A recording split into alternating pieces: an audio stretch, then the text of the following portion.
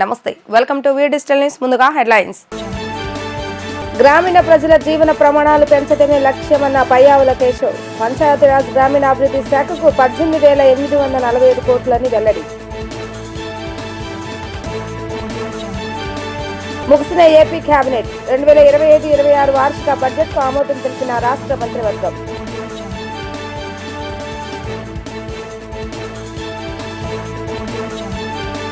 ఘనంగా గౌరీ శంకర్ల రథోత్సవం వేడుకలను ప్రారంభించిన సిపి రాజశేఖర్ బాబు.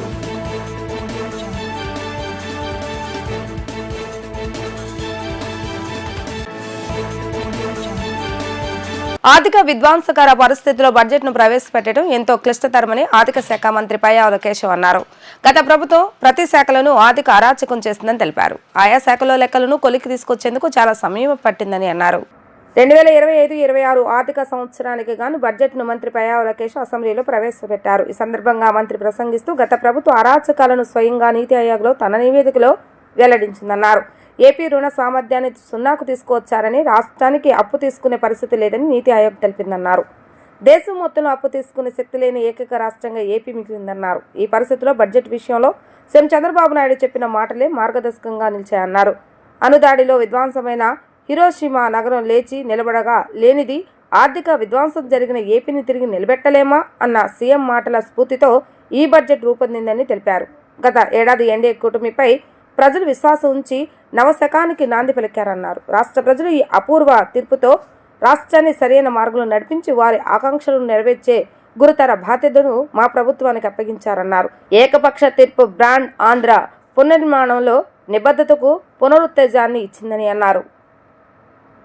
గత పాలకులు జీతాలు కూడా సకాలంలో చెల్లించలేని స్థాయికి రాష్ట్ర ఆర్థిక పరిస్థితిని దిగజార్చారు. రాష్ట్రంలో అన్ని అభివృద్ధి కార్యకలాపాలు నిలిచిపోవడంతో రాష్ట్ర ఆర్థిక వ్యవస్థ కుప్పకూలింది. ఇలాంటి పరిస్థితుల్లో బడ్జెట్ ప్రవేశపెట్టడం క్లిష్టతరమైంది. కౌటిల్యుడు అర్థశాస్త్రంలో చెప్పినట్టు సామాన్యుల సంతోషమే రాజు సంతోషం, వారి సంక్షేమమే ఆయన సంక్షేమం. రాజు తన వ్యక్తిగత ప్రయోజనాలు, సంక్షేమం గురించి ఎన్నడూ ఆలోచించకూడదు. ప్రజల ఆనందంలోనే తన ఆనందాన్ని పొందడానికి ఎల్లప్పుడూ ప్రయత్నించాలి. నందరాజ వంశపు దుర్మార్గపు పాలన తర్వాత సుసంపన్నమైన మరియు న్యాయపాలనను స్థాపించడంలో చంద్రగుప్త మౌర్యుడికి కౌటిల్యుడి మార్గదర్శకం వహించినట్లే గత ప్రభుత్వ పాలనలోని విధ్వంసకర విధానాల తర్వాత గౌరవనీయ ముఖ్యమంత్రి గారు పారదర్శక, సంక్షేమం మరియు శాంతి భద్రతలతో కూడిన పాలనతో ప్రగతి పథం వైపు నడిపిస్తున్నారు. మన రాష్ట్ర పునర్నిర్మాణం కోసం ముఖ్యమంత్రి గారు నిరంతరం శ్రమిస్తున్నారు. మన రాష్ట్రంలో లభ్యమవుతున్న మౌలిక సదుపాయాల అవసరాలను బేరీజు వేసి కొత్త ఆర్థిక వృద్ధి అంశాలను గుర్తించి కొత్త విధి విధానాలతో రాష్ట్ర పురోగమనానికి కావలసిన విధానాన్ని సంస్కరణలను తీసుకువచ్చారు. గౌరవ ముఖ్యమంత్రి శ్రీ నారా చంద్రబాబు నాయుడు గారు మన రాష్ట్రాభివృద్ధి కోసం 1990వ దశకంలోనే విజన్ 2020 డాక్యుమెంట్ ను రూపొందించారు. అప్పటి ప్రతిపక్షాలు ఆ ఆలోచనని విమర్శించాయి. కానీ నేటి హైదరాబాద్ ను చూసినట్లయితే వారి విజన్ సాకారమైంది. ఇదే ఆయన దార్శనికతకు, సామర్థ్యానికి నిదర్శనం. మళ్లీ 2024లో మరొక గొప్ప విజన్ ను దిశానిర్దేశం చేస్తూ గౌరవ ముఖ్యమంత్రి గారు స్వర్ణాంధ్ర 2047కు శ్రీకారం చుట్టి రాష్ట్రాభివృద్ధికి మార్గనిర్దేశనం చేశారు. 15% పైగా రాష్ట్ర స్థూల దేశీయ ఉత్పత్తి వృద్ధి రేటును స్థిరంగా సాధించడం, తలసరి ఆదాయాన్ని పెంచడం, పేదరికాన్ని రూపుమాపడం ద్వారా అభివృద్ధి ఫలాలను అత్యంత అణగారిన వర్గాలకు అందించడమే దీని లక్ష్యం. 2025-26 వార్షిక బడ్జెట్ కు ఏపీ కేబినెట్ ఆమోదం తెలిపింది. అసెంబ్లీలోని సీఎం ఆఫీసులో ముఖ్యమంత్రి నారా చంద్రబాబు నాయుడు అధ్యక్షతన భేటీ అయిన రాష్ట్ర కేబినెట్ వార్షిక బడ్జెట్ ను ఆమోదించింది.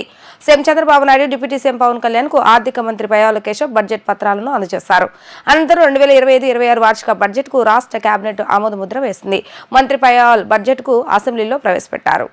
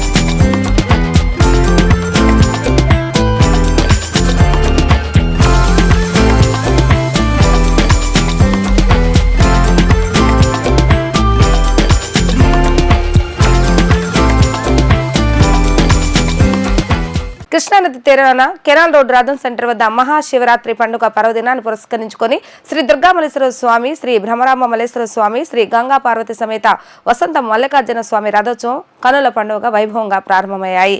ఈ వేడుకలను ఎన్టీఆర్ జిల్లా పోలీస్ కమిషనర్ రాజశేఖర బాబు దేవస్థానం ప్రధాన అర్చకులు ప్రారంభించారు. కెనాల్ రోడ్ల రథోత్సవ వేడుకలకు భక్తులకు పెద్ద ఎత్తున తరలివచ్చారు.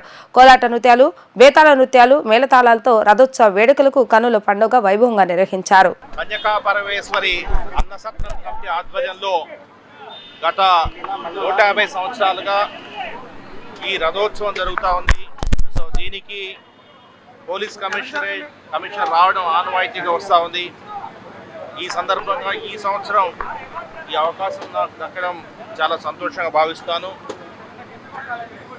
ఈ రథోత్సవానికి దాదాపు లక్షల్లో జనాలు వస్తారు, భక్తులు వస్తారు.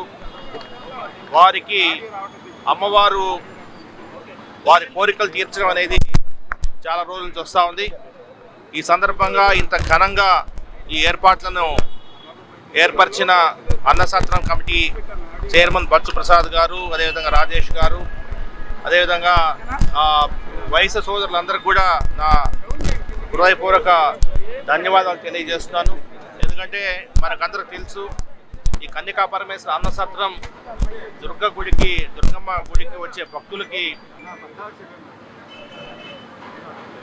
అన్నప్రసాదాలు ఏర్పాటు చేయడంలో కీలకమైన పాత్ర పోషిస్తూ ఉంది. వారి సేవలు మనము ఖచ్చితంగా శ్లాఘించాల్సిన అవసరం ఉంది. ఈ సందర్భంగా విజయవాడ నగర ప్రజానీకానికి అందరూ కూడా నా శుభాకాంక్షలు తెలియజేస్తున్నాను. శివరాత్రి వేడుకల్లో భాగంగా మంగళగిరిలోని బ్రహ్మసూత్రం గల శ్రీ గంగా భ్రమరాంబ సమేత మల్లేశ్వర స్వామి వార్ల దేవస్థాన ఆధ్వర్యంలో నిర్వహించిన రథోత్సవంలో విద్యా ఐటీ శాఖ మంత్రి నారా లోకేష్ పాల్గొన్నారు. ఆలయ ప్రాంగణానికి చేరుకున్న మంత్రి లోకేష్ కు నిర్వాహకులు ఘన స్వాగతం పలికారు. బాణసంచా కాల్చి తమ ఆనందాన్ని పంచుకున్నారు. రథోత్సవంలో మంత్రి నారా లోకేష్ ఉత్సాహంగా పాల్గొన్నారు. భక్తుల శివనామస్మరణ, అశేష జన సంద్రోహం మధ్య రథాన్ని లాగారు. దేవస్థానం ఆధ్వర్యంలో ఏర్పాటు చేసిన సాంస్కృతిక కార్యక్రమాలు ఆకట్టుకున్నాయి. ఈ కార్యక్రమంలో స్థానిక నాయకులు, ప్రజలు పెద్ద ఎత్తున పాల్గొన్నారు. మంగళగిరిలో వేడుక అనంతరం కృష్ణపాలెంలోని శ్రీ శ్రీ శ్రీ అన్నపూర్ణ సమేత శ్రీ విశ్వేశ్వర స్వామి దేవస్థాన వార్షిక బ్రహ్మోత్సవంలో విద్యా ఐటీ శాఖల మంత్రి నారా లోకేష్ పాల్గొన్నారు. ముందుగా ఆలయానికి చేరుకున్న మంత్రి లోకేష్ కు నిర్వాహకులు ఘన స్వాగతం పలికారు. అనంతరం విశ్వేశ్వర స్వామి వారిని మంత్రి దర్శించుకుని ప్రత్యేక పూజలు నిర్వహించారు. ఈ సందర్భంగా వేద పండితులు ప్రత్యేక ఆశీర్వచనాలు అందజేస్తారు. విశ్వేశ్వర స్వామి వారి బ్రహ్మోత్సవంలో పాల్గొన్నారు. అనంతరం స్థానిక ప్రజలతో కలిసి ఫోటోలు దిగారు. ఈ కార్యక్రమంలో స్థానిక నాయకులు, ప్రజలు పెద్ద ఎత్తున పాల్గొన్నారు.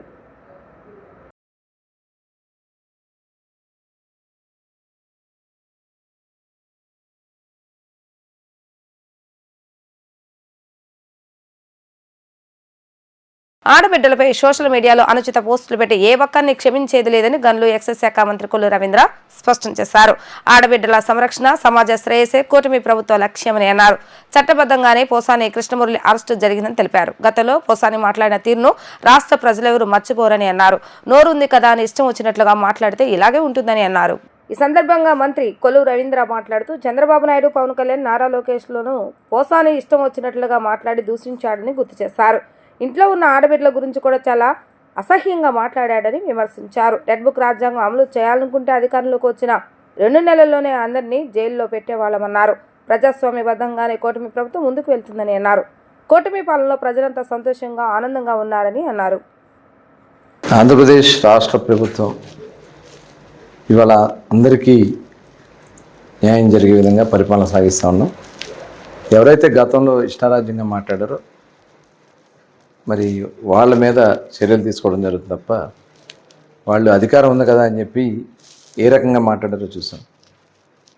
ధర్మాన్ని కాపాడితే ధర్మం మనం కాపాడుతుంది. కానీ ఆ రోజు వాళ్ళు అధర్మంగా లేనిపోయినటువంటి నిందలు మోపి, లేనిపోయినటువంటి కేసులు పెట్టించి, అరెస్టులు చేపించి, వ్యక్తిగతంగా కూడా మనుషుల్ని దూషించి ఇవాళ ఏ రకంగా చంద్రబాబు నాయుడు గారిని, పవన్ కళ్యాణ్ గారిని, లోకేష్ గారిని ఇంత దారుణంగా మాట్లాడినటువంటి సందర్భాన్ని మనం చూసాం. చివరికి అదే కాకుండా ఆనాడు ఇచ్చినటువంటి నంది అవార్డుల మీద కూడా మరి దుర్భాషలు అన్నటువంటి పోసాని మురళీకృష్ణని అరెస్ట్ చేయడం అనేది అది చట్టం ఫలితం చేస్తుంది. చట్ట ప్రకారమే ఇవాళ ఏది జరిగినా చట్ట ప్రకారం ఈ రాష్ట్రంలో జరుగుతుంది. ఇవాళ ఎందుకు అరెస్ట్ చేశారు, ఎందుకు చేశారు అనేది వైసీపీ నాయకులు మాట్లాడటానికి కూడా అర్హత లేదు. వాళ్ళు చేసినటువంటి అన్నీ కూడా దుర్మార్గాలు, దాడులు, సోషల్ మీడియాలో మాట్లాడించడం, అసభ్యంగా మాట్లాడటం, మనుషుల్ని కించపరచడం, ఇవన్నీ కూడా తిరిగి మళ్ళీ వాళ్ళకి తగులుతున్నాయి. ఇలాంటివి ఎట్టి పరిస్థితుల్లో ప్రోత్సహించకూడదు. అందరూ కూడా మంచిని ప్రోత్సహించాలని చెప్పి కోరుతాను. వైసీపీ ఎమ్మెల్యే దువ్వాడ శ్రీనివాస్ తీరును రాష్ట్ర ప్రజలు గమనిస్తూనే ఉన్నారని జనసేన పార్టీ ఎన్టీఆర్ జిల్లా అధ్యక్షులు సామినేని ఉదయభాన్ అన్నారు. డిప్యూటీ సీఎం పవన్ కళ్యాణ్పై కూటమి ప్రభుత్వంపై దువ్వాడ చేసిన ఆరోపణలను ఆయన తీవ్రంగా ఖండించారు. తన నివాసంలో ఏపీ ఐఏఎస్సీ డైరెక్టర్ మండలి రాజేష్తో కలిసి విలేకరుల సమావేశంలో మాట్లాడుతూ దువ్వాడ శ్రీనివాస్ అనుచిత వ్యాఖ్యలపై దుమ్మెత్తిపోశారు. పవన్ కళ్యాణ్కి నెల 50 కోట్ల ముడుపుల రూపంలో వస్తున్నాయంటూ శ్రీనివాస్ చేసిన వ్యాఖ్యలు సభ్య సమాజం తలదించుకునేలా ఉన్నాయని అన్నారు. నోటికి ఇష్టం వచ్చినట్లుగా మాట్లాడితే సహించబోమని చెప్పారు. నిరాధారమైన ఆరోపణలు చేస్తే జన సైనికులు, వీర మహిళలు దువ్వాడను శ్రీకాకుళం సముద్రంలో కలిపేస్తారని హెచ్చరించారు. దువ్వాడ వ్యాఖ్యలను తీవ్రంగా ఖండిస్తూ పవన్ కళ్యాణ్ను విమర్శించే స్థాయి నీదా అంటూ ప్రశ్నించారు. ఆయన మీద నమ్మకంతో ప్రజలు జనసేన పార్టీని ఆదరించి 21కి 21 సీట్లు ఇచ్చారని అన్నారు. పవన్ అర్జున్ లాంటి వాడని కొనియాడారు. కూటమి ప్రభుత్వం ప్రజలకు సంక్షేమ పథకాలు అందజేస్తుందని ఉదయభాను స్పష్టం చేస్తారు. ఇంకా ప్రభుత్వానికి 4 సంవత్సరాలకు పైగానే సమయం ఉందని, సూపర్ 6ను తప్పక అమలు చేస్తుందని ఘంటాపథంగా చెప్పారు. ఇప్పటికే పింఛను ఏడాదికి 3 సిలిండర్లు ఇస్తుందని ఆయన గుర్తు చేస్తారు. ముఖ్యమంత్రి నారా చంద్రబాబు నాయుడు పరిపాలన దక్షత, పవన్ కళ్యాణ్ సహకారం, బీజేపీ ఆశీస్సులతో కూటమి ప్రభుత్వం పాలన సాగిస్తుందని అన్నారు. అనంతరం జనసేన పార్టీ రాష్ట్ర కార్యదర్శి మరియు ఏపీ ఐఏఎస్సీ డైరెక్టర్ మండలి రాజేష్ మాట్లాడుతూ దువ్వాడ శ్రీనివాస్ వ్యాఖ్యలపై మండిపడ్డారు. యూట్యూబ్లో రీల్స్ చేసుకునేవాడివి, నీకెందుకు రాజకీయాలంటూ ఎద్దేవా చేశారు. అసెంబ్లీలో ప్రతిపక్ష హోదా రాదని తెలిసి కూడా హడావుడి చేస్తున్న దువ్వాడకు ఎమ్మెల్సీ ఇచ్చిన దరిద్రపు ఘనత జగన్మోహన్ రెడ్డికే దక్కుతుందని విమర్శించారు. మరోసారి పవన్ కళ్యాణ్పై కూటమి ప్రభుత్వంపై అవాకులు చవాకులు పెరిగితే రోడ్డు మీద కూడా తిరగనివ్వబోమని ఆయన హెచ్చరించారు. ఉప ముఖ్యమంత్రి వర్యులు రాష్ట్ర జనసేన పార్టీ అధ్యక్షులు పవన్ కళ్యాణ్ గారి మీద అనుచితమైన వ్యాఖ్యలు చేశారు. ఎమ్మెల్సీగా ఉన్న దువ్వాడ శ్రీనివాస్. మిస్టర్ శ్రీనివాస్, నువ్వు ఏ విధంగా పవన్ కళ్యాణ్ గురించి విమర్శిస్తూ మాట్లాడారు మీరు? ఆయన గురించి మీరు మాట్లాడేంత స్థాయి కూడా కాదు. ముఖ్యంగా నువ్వు ఎమ్మెల్సీగా ఉన్నారు. మీరు ఓకే, ఎమ్మెల్సీగా ఉన్నప్పుడు మీరు కౌన్సిల్లో మీరు మాట్లాడండి, ఆధారాలంటూ చూపించండి. ఇవాళ మీరు పవన్ కళ్యాణ్ గారు మొన్న జరిగిన ఎన్నికల్లో 100/100 21 సీట్లు పోటీ చేస్తే 21 సీట్లు కూడా గెలిచారు. ప్రజా ఆదరణ ఉన్నట్టుగా నిరూపించబడ్డారు. మరి మీరు ప్రత్యేకంగా ఆయన గురించి అనేక రకమైన విమర్శలు చేశారు. ఆ విమర్శలు ఎలా ఉన్నాయంటే 50 కోట్ల రూపాయలు నెల లంచం రూపంలో వస్తాయని చెప్తున్నారు. మీరు సభ్య సమాజం తలదించుకునేలాగా మీరు మాట్లాడారు. ఇవాళ పవన్ కళ్యాణ్ గారు ఆయన పూర్తిగా సినీ ఫీల్డ్ నుంచి బయటకు వచ్చి కోట్ల రూపాయల ఆదాయం వదులుకొని ప్రజాసేవకి నిమగ్నమై పనిచేస్తూ ఉన్నాడు. దాదాపు 9 మాసాల నుండి ఆయన చేస్తున్న కార్యక్రమాలు కానీ, ఆయన పరిపాలన కానీ, పంచాయతీరాజ్ వ్యవస్థలో తీసుకొచ్చిన పెను మార్పులు కానీ ఇవాళ ఆంధ్రప్రదేశ్ 5 కోట్ల మంది ఆంధ్రులు చూస్తూనే ఉన్నారు. ఇవాళ దువ్వాడ శ్రీనివాస్ గారు మీకు ఆయన గురించి ఇలా మీరు మాట్లాడారు. మీకు ఒకటే తెలియజేస్తున్నాను, మిస్టర్ దువ్వాడ, నిన్ను దున్నేస్తారు వీర మహిళలు, జన సైనికులు. కనుసైగ చేస్తే శ్రీకాకుళం జిల్లాలోనే ఉన్న సముద్రంలో మిమ్మల్ని పడేస్తారు. ఎందుకంటే మీ యొక్క పరిస్థితి గత సంవత్సరం నుండి కూడా, ఎన్నికలైన దగ్గర నుండి మీ యొక్క పరిస్థితి, అనేక రకాల కార్యక్రమాలు ప్రజలు, ప్రతి వాళ్ళు, రాజకీయాల్లో ఉన్నవాళ్ళు, రాజకీయాలు లేని వాళ్ళు కూడా ప్రతిరోజు వింతగా చూస్తున్నారు మీ కార్యక్రమాల గురించి. కూటమి అభ్యర్థి ఆలపాటి రాజా విజయం ఎప్పుడో ఖరారైందని మంత్రి అనగాని సత్యప్రసాద్ యాదవ్ అన్నారు. మెజార్టీ ఎంత వస్తుందన్నదే తెలియాల్సి ఉంది అని తెలిపారు. జగన్ రెడ్డి అసెంబ్లీలో ప్రవర్తించిన తీరు ప్రజాస్వామ్యాన్ని అపహాసం చేసేలా ఉందని ఆరోపించారు. అసెంబ్లీకి రావడం జగన్ రెడ్డికి ఇష్టం లేదని, బడుగు బలహీన వర్గాలపైన అతనికి ఎటువంటి ప్రేమ లేదని ఆయన ఆగ్రహాన్ని వ్యక్తం చేశారు.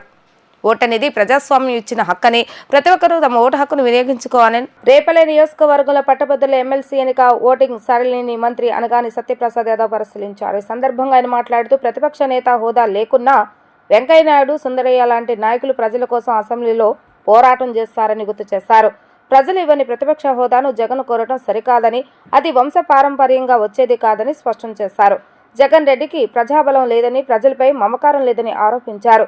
జమిలీ ఎన్నికలే కాదు ఏ ఎన్నికల్లో వచ్చినా కూటమి ప్రభుత్వం ఘన విజయం సాధిస్తుందని స్పష్టం చేశారు. రాష్ట్రంలో రెడ్ బుక్ రాజ్యాంగం ఏమీ లేదని, ఎవరు చేసిన పాపాలకు వారు అనుభవిస్తున్నారని అన్నారు. జగన్మోహన్ రెడ్డి ఉచ్చరించాలని ఇష్టం ఎందుకంటే వాళ్ళ ప్రజాహితం కోరే వాళ్ళైతే పోరాటం చేయాలి. జమిలీ ఎన్నికలు ఎప్పుడు వస్తాయనేది కాదు, ఎప్పుడు ఏ ఎన్నికలు వచ్చినా కూడా ఇంకా కూటమి ప్రభుత్వమే ఉంటుంది. వచ్చే సాగదు ఇన్ని ఎన్నికలు ఉన్నా కూడా తప్పకుండా కూటమి ప్రభుత్వమే బలంగా రాబోతూ ఉంది. మరి ముఖ్యంగా ఏదైతే అసెంబ్లీలో వాళ్ళు చేసిన తీరు, ఎందుకంటే మేము గతంలో చాలాసార్లు పోరాటం చేశాం. 1924లో గౌరవ అప్పుడు ప్రతిపక్ష నాయకులు ఉన్నటువంటి చంద్రబాబు నాయుడు గారి ఆధ్వర్యంలో మేము 1920 ఉన్నప్పటికీ కూడా గవర్నర్ గారు డిస్టర్బ్ చేయలేదు. మేము మా సీట్లో మేము బాయ్కాట్ చేసి వెళ్ళిపోయాం తప్ప ఎక్కడ కూడా వెళ్ళి వారి మీద పేపర్ వేసేటువంటి పరిస్థితి లేదు. ఈ రోజున ప్రజాస్వామ్యాన్ని అపహాస్యం చేసే విధంగా, ఎందుకంటే డెమోక్రసీలో ప్రజలు మీకు హోదా ఇవ్వలేదు, అలా మీకు ఇబ్బంది, ప్రజల ఇబ్బంది నీకు కావాలి కావాలి కావాలంటే వంశపారంపర్యంగా వచ్చేది కాదు. గతంలో ప్రతిపక్ష హోదా లేనప్పటికీ కూడా వాజ్పేయి గారు అవ్వచ్చు, వెంకయ్యనాయుడు గారు అవ్వచ్చు, సుందరయ్య గారు అవ్వచ్చు, అందరూ కూడా ఎంతోమంది ప్రజా సమస్యలపైన మాట్లాడి పోరాటం చేసి అవి వాళ్ళు ఎందుకు ప్రజల పక్కన ఉంచినటువంటి విషయం. ఇది ప్రజా బలము లేదు, ప్రజలపైన మంచి చేయాలన్న ఆలోచన లేదు. పేద పడుగు బలహీన వర్గాలు దళితులంటే ముఖ్యంగా అతనికి కోపం, ఇవన్నీ ఉన్నాయి కాబట్టి ఆయనకు కూడా అసెంబ్లీకి రావడం ఇష్టం లేదు. ఈ మంచి ప్రభుత్వాన్ని అంటే చూసి ఓరవలేక, మాకున్నటువంటి ఆదరణ ఓరవలేకనే ఆయన ఇష్టానుసారం పిచ్చి మనిషిగా మాట్లాడుతున్నారు. ఓటు అనేది ప్రజాస్వామ్యం ఇచ్చిన హక్కు అని, ప్రతి ఒక్కరూ తమ ఓటు హక్కును వినియోగించుకోవాలని గన్నవరం ఎమ్మెల్యే యార్లగడ్డ సూచించారు. ఉమ్మడి కృష్ణా గుంటూరు జిల్లా పట్టభద్రుల ఎమ్మెల్సీ పోలింగ్లో భాగంగా గన్నవరం జిల్లా పరిషత్ బాలుర ఉన్నత పాఠశాలలో ఆయన సతీమణి జ్ఞానస్వరూతి కలిసి ఓటు వేశారు. అక్షరాస్యులు ఓటు వేసేందుకు ముందుకు వస్తే ప్రజాస్వామ్యం ప్రడవిల్లుతుందని ఆయన తెలిపారు. ఉమ్మడి కృష్ణా గుంటూరు జిల్లాల పట్టభద్రుల ఎమ్మెల్సీ పోలింగ్లో భాగంగా గన్నవరం జిల్లా పరిషత్ బాలుర ఉన్నత పాఠశాలలో ప్రభుత్వ whip MLA Yarlagadda Venkatrao vote హక్కును వినియోగించుకున్నారు. తన సతీమణి జ్ఞానేశ్వరితో కలిసి పోలింగ్ కేంద్రానికి వచ్చి ఆయన ఓటు వేశారు. ఈ సందర్భంగా ఆయన మాట్లాడుతూ, ఓటు హక్కు అనేది ప్రజాస్వామ్యం ఇచ్చిన హక్కు అని, ప్రతి ఒక్కరూ తమ ఓటు హక్కును వినియోగించుకోవాలని సూచించారు. పట్టభద్రులు, ఉపాధ్యాయులు బాధ్యతాయుతంగా ఓటు వేసేందుకు ముందుకు రావాలని అన్నారు. అక్షరాస్యులు ఓటు వేసేందుకు ముందుకు వస్తే ప్రజాస్వామ్యం ప్రడవిల్లుతుందని చెప్పారు. ప్రజాస్వామ్యం ఇచ్చిన హక్కు ఓటు అనే ఆయుధాన్ని వినియోగించుకోవాలని సూచించారు. ఓటింగ్ శాతం ఎక్కువ వచ్చేలా ప్రతి ఒక్కరూ బాధ్యతతో పనిచేయాలని యార్లగడ్డ సూచించారు. ఈరోజు ఉమ్మడి కృష్ణా గుంటూరు జిల్లాల గ్రాడ్యుయేట్ అభ్యర్థిగా పోటీ చేస్తున్న ఆలపాటి రాజేంద్ర ప్రసాద్ గారికి పోటీ చేస్తున్న ఎన్నికల్లో భాగంగా ఓటేస్తాకి హై స్కూల్కి రావడం జరిగింది. ఓటింగ్ సరళి బాగానే ఉంది. దాదాపు ఒక 20% కొన్ని బూతుల్లో అయింది, 13% కొన్ని బూతుల్లో అయిన పరిస్థితి. ఓటింగ్కి పట్టభద్రులు కానీ, గ్రాడ్యుయేట్స్ కానీ, టీచర్స్ కానీ అందరూ ఓటు హక్కుని వినియోగించుకోవాల్సిందిగా మీడియా ద్వారా కోరుతున్నాం. సమాజంలో బాధ్యతాయుత స్థానంలో ఉన్న టీచర్స్ కానీ, అలాగే చదువుకున్న పట్టభద్రులు కానీ మీరు ఇవాళ ఓటింగ్ కనీసం 95% జరిగితేనే అది సమాజ హితంగా భావించాల్సిన పరిస్థితి. నిరక్షరాస్యులు ఓటేయడానికి రాలేదంటే అర్థం ఉంది, కానీ అక్షరాస్యులు అయ్యి గ్రాడ్యుయేట్స్ కానీ, టీచర్స్ కానీ వీళ్ళు ఓటింగ్కి రావాల్సిందిగా మీ ద్వారా అప్పీల్ చేస్తున్నా. అప్పుడే ప్రజాస్వామ్యం 10 కాలాల పాటు పరిడి వెళ్ళాలంటే చదువుకున్న వాళ్ళు బాధ్యతగా ఉండాల్సిన అవసరం ఉంది. ఈరోజు అందరినీ ఓటేయాల్సిందిగా నా గన్నవరం నియోజకవర్గంలో ఉన్న 14,300 మంది గ్రాడ్యుయేట్స్ని, టీచర్స్ని 4 గంటల్లో ఓటేయాల్సిందిగా మీ మీడియా ద్వారా కోరుతున్నాం. Thank you. వార్తలు ముగించే ముందు హెడ్లైన్స్ మరొకసారి. గ్రామీణ ప్రజల జీవన ప్రమాణాలు పెంచడమే లక్ష్యమన్న పయ్యావుల కేశవ్. పంచాయతీరాజ్ గ్రామీణాభివృద్ధి శాఖకు 18,847 కోట్లని వెల్లడి. ముగిసిన ఏపీ కేబినెట్ 2025-26 వార్షిక బడ్జెట్కు ఆమోదం తెలిపిన రాష్ట్ర మంత్రివర్గం.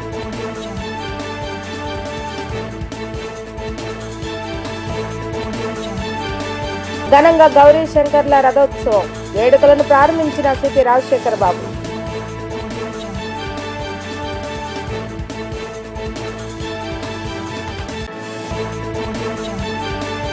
ఇవి రోజు వార్తా విశేషాలు. మరలా తిరిగి ప్రసారమైన వార్తలు మళ్ళీ కలుద్దాం. అంతవరకు సెలవు. నమస్కారం.